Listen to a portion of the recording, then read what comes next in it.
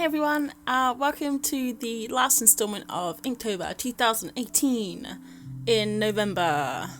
So I'm super late with this video. That's because I also was very delayed in finishing Inktober.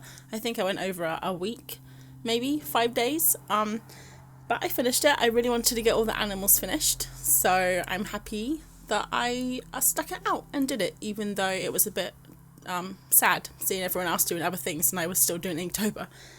But yeah, let's move on to the animals. So this is day 21, and this is the Amur Tiger. So this tiger was hunted to the brink of extinction in the 1940s, and there are no more than 40 individuals remaining in the wild.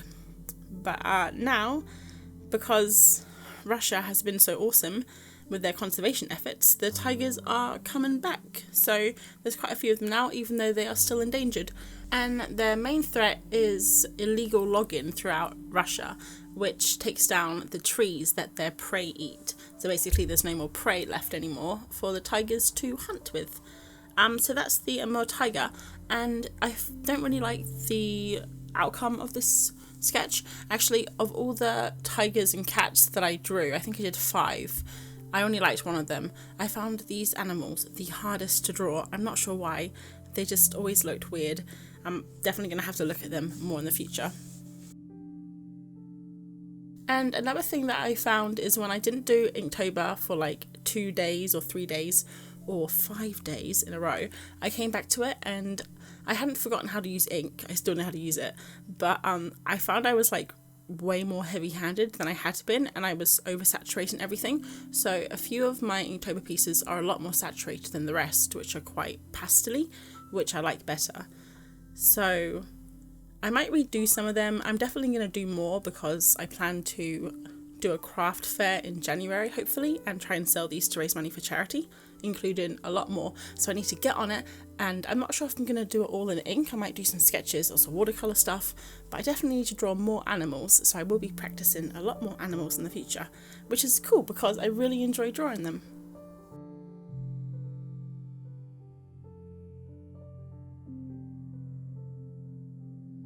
I'm not sure if my inking has improved my line work. It may have improved a little bit when I slow down and take my time, but I think I said in a previous video, if I'm rushing, I just tend to smush the paintbrush into the page and it gets really crazy. Some crazy line work. But overall, I'm quite happy with how much I've improved.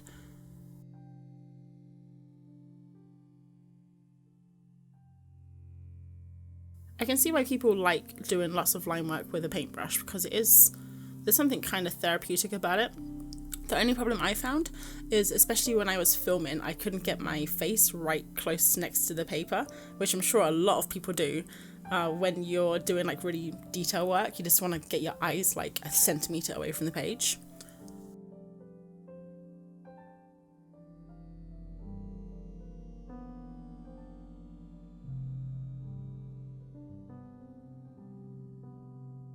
And I'm just tidying up a mistake there. I tended to smush or smudge every single Inktober piece. This was definitely the worst, and I think I tried to fix it up, but in the end I just left it.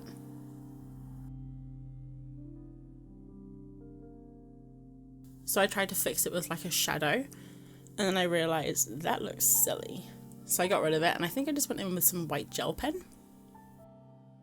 I guess that's the good thing about using ink, or the bad thing. It's like there's no take backs, there's no Control-Z or erasers. Once the ink's on the page, it's on the page.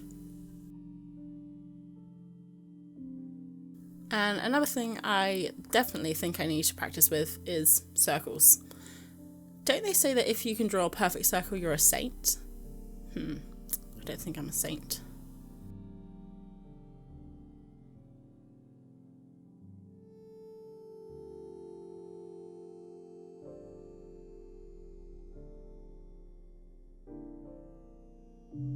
And there's that trusty white gel pen. Saves the day again.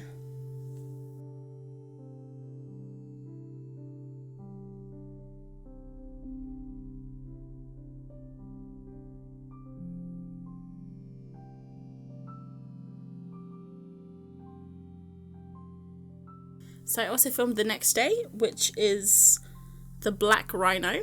I did some little stripy things, and I also had a lot of fun doing the grass at the bottom. One of the things I really enjoyed doing this Inktober is, and I didn't do this at the start, I only started doing this like halfway through, was making the entire page wet and then just dunking the paintbrush into the water and seeing what it does, and it makes some really cool textures. The only thing that I wasn't very good at is being brave with it, you know, like I didn't want to put too much colour on, so it was always quite pale and I had to do a few layers. But just playing around with the ink like this was probably the most fun in Inktober, with cats being the least fun. So yeah, this is the black rhino. So this rhino was also hunted very close to extinction in the 20th century by European hunters and settlers in Africa. And between 1960 and 1995, their numbers dropped by 98% to less than 2,500. And they've also made a bit of a comeback thanks to conservation efforts across Africa. And now there's about 5,000 black rhinos in Africa today. And I did this little rhino in blue and purple. Obviously it's kind of more of a grey black colour, but it was really fun messing around with the blue ink like it was mud, because the image that I followed, the reference image, was really muddy, because I guess they put mud on them to cool themselves off, don't they, in the African savannah. And then I popped some little birds on because they had little birdies on them in the reference image, and I really liked the birds before I added the outline. I think they look really nice. Like, you can kind of tell the birds, but then when I added that outline, I think it was just a bit too dark, and it looks, I don't really like how the birds turned out in the end.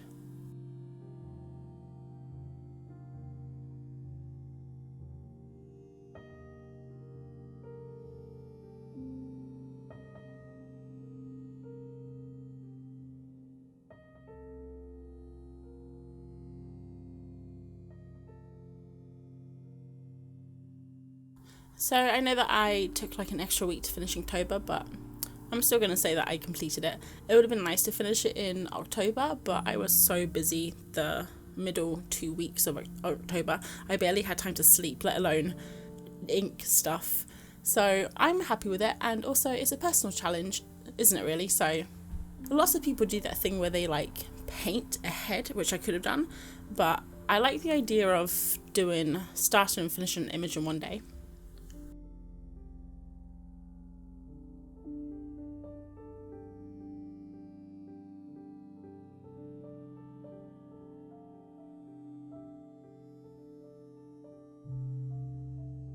And then next up we have the African wild dog, which I just took a little picture of there. And then I recorded the next one, also keeping it in the African family. This is the Savannah Elephant. And when I first drew this elephant, I was like, oh, this is going to be easy. Elephants are super easy to draw. Turns out they're not. You know, a lot of animals that I thought would be easy to draw are not easy at all. I thought learning how to draw a human face was difficult, man. I'd rather draw a human face than a leopard any day.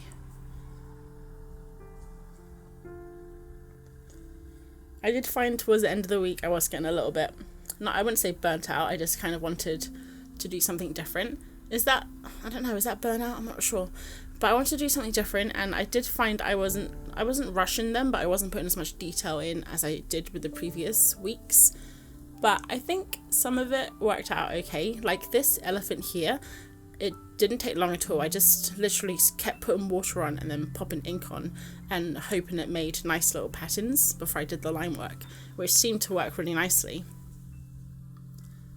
I actually really love these colourful animals. Like, I know they're not this colour in real life, but I think they look really funky. So I'm not sure if anyone's going to watch this because it is November and people are probably sick of Inktober. But if there's anyone out there, did you finish? Did you quit? Are you going to do it next year? I'm definitely going to do it next year. Although I do want to do Huevember next year. And doing 2 back-to-back drawing challenges will be challenging, to say the least. But I think Huevember sounds really fun. But if I didn't do Inktober, I definitely feel like I would be missing out on something, because there's such like an awesome, there's such an awesome community and like a vibe, like everyone's doing the same thing, like we're all in it together, which I really love. I think that's really fun. So the Savannah elephant is the largest of the elephants, and their primary threat is poaching. So they're hunted and killed for their ivory, which is sold on the black markets in Asia and Africa. Also, they have a lot of human-elephant conflicts because the elephants normally eat and trample the crops, and they raid food stores and they damage village infrastructure. So there's a lot of retaliation killings, which is a bit sad to think about.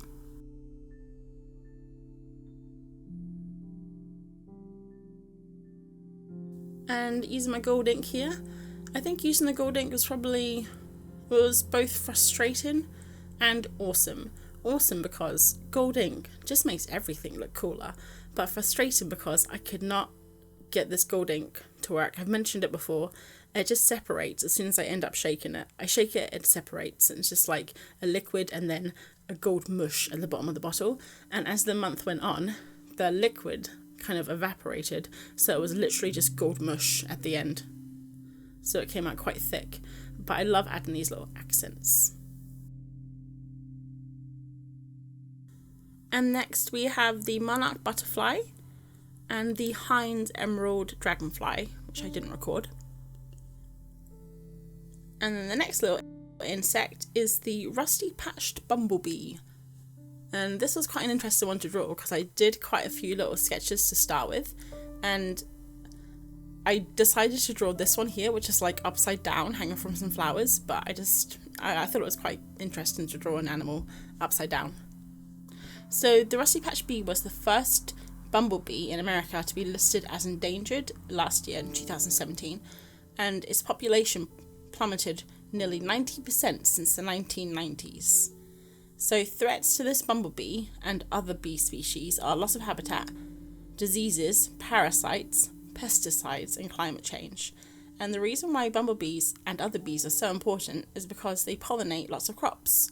This one here pollinates blueberries, cranberries, and clover, and is almost the only insect pollinator of tomatoes.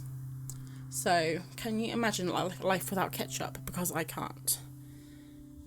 So save the bumblebees. This bee was quite fun to draw because it was quite simple. I just kind of smushed the ink in there like you saw, and then the hardest part was doing the wings and trying to figure out how to draw the flowers.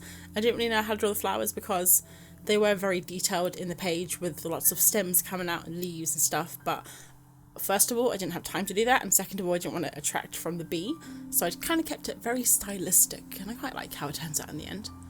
And then also, when I draw the eye on, it looks very strange. It's almost like the head looks very 2D, like I kind of want to see around the other side of the head to the other eye, but I can't, so it looks a bit awkward.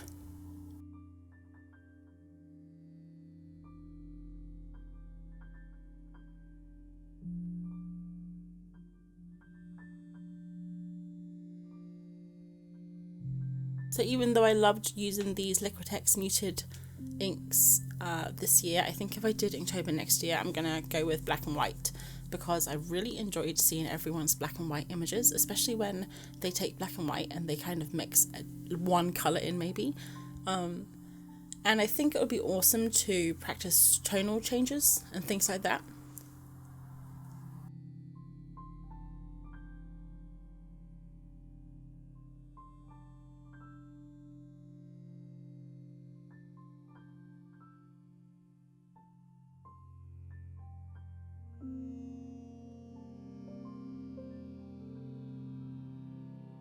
And I very delicately tried to put in the wing texture here.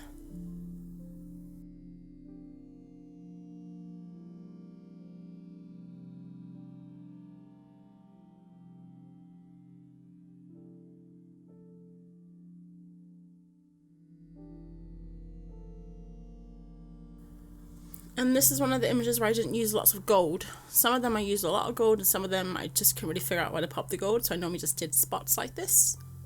And anyway, that is the rusty patch bumblebee. And next up is one of my favourite animals, my spirit animal, the sloth.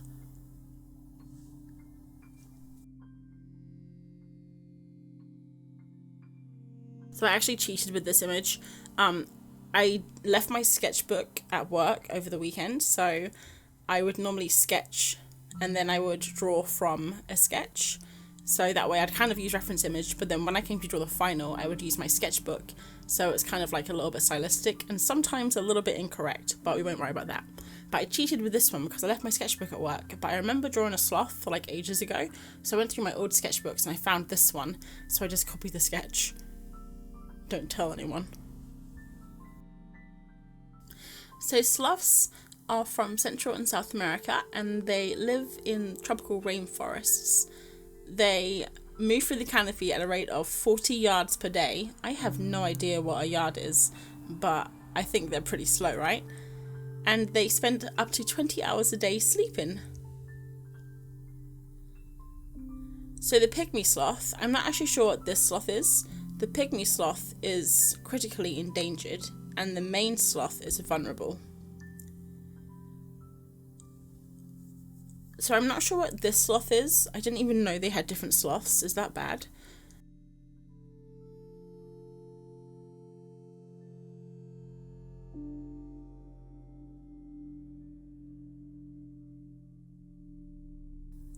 So they're threatened by deforestation. So without their trees, they're going to lose their shelter and their food source. And if they come to the forest floor, they are more exposed to predators. So that's why they're endangered. And I think this little guy was sitting on a fence originally. I don't really know what to do with it, so I just kind of popped some stripes on there. And I think it looks kind of fun. This is another one of those examples of being kind of lazy and just popping paint on, hoping for the best. So I think it worked out in the end. I do think the line art does bring these images together. Like without the line art, it would just be a bit of a mess. I definitely have to do more tonal range. But good thing one of my goals was to get better at line art, huh? So that is the sloth. And then next I have a red panda, a very angry looking red panda, and a red wolf. And the very last one is the giant panda bear, which is the symbol of the WWF, the charity I'm raising money for. So I thought that was appropriate. And that was the end of Inktober. So these are all of my images for the last 11 days. And I hope you guys have enjoyed watching any of my Inktober videos and had a great month yourself. So hopefully I'll see you in the next video. Thanks for watching. Bye.